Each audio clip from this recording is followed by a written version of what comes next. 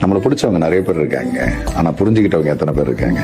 நான் எப்ப கோவப்படுவேன், நான் எப்ப சிரிப்பேன், நான் ஏன் அழுவுறேன், இதெல்லாம் புரிஞ்சுக்கிட்டவங்களால புரிஞ்சுக்க முடியும்.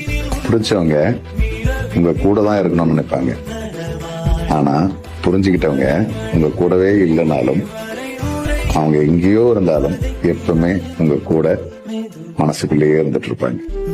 கடிகாரம் தலைகீழாயோடும் இவன் வரலாறு எதுவென்று தேடும். அடிவானில் பணியாது போகும் இவன் கடிவாளம் அணியாத மேகம். பல நிலவொளிகளில் தலை குளித்திடும் போதும் இவன் மனவெளிகளில் கனவுகளில் ஏதும் காணாமலே போனா